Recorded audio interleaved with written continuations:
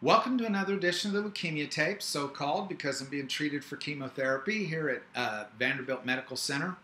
This is part 4 of the Faith vs. Works series, and I want to dispense with one of the common objections to the things that we looked at in the first 3, and that's specifically 1 Corinthians 3:15, and the statement that if any man's work is burned up, he will suffer loss, but he will be saved, yet so as through fire. I want to show you that that is not talking about a person's own good works, where they're walking in love, joy, patience, kindness, and all the things that we're called to be as Christians. It's talking about ministry. You will not be not saved because your ministry was full of wood, hay, and stubble, rather than precious stones. That's the context of that verse. It is not talking about what Galatians 7 through 10 is talking about, where it says, he who sows to the Spirit will of the Spirit reap everlasting life.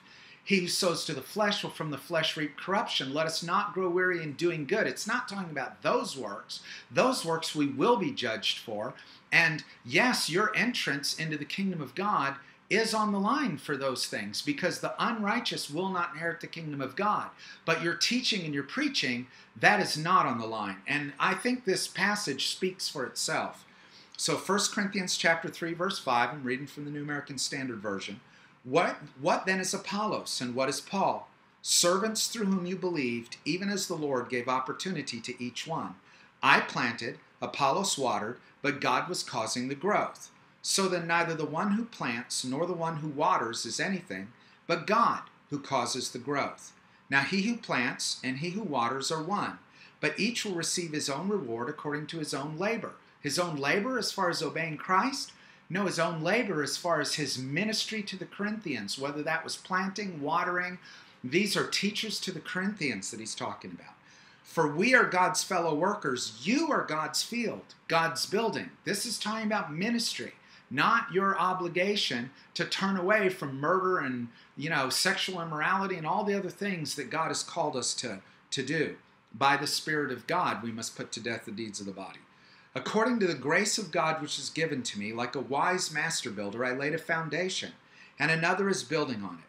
But each man must be careful how he builds on it, for no man can lay a foundation other than the one which is laid, which is Jesus Christ.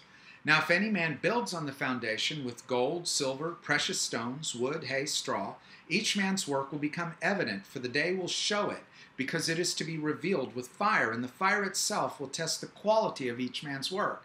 Again, what work? It's the teaching to the Corinthians. If any man's work which he has built on it, on what? On the Corinthian church, he will receive a reward.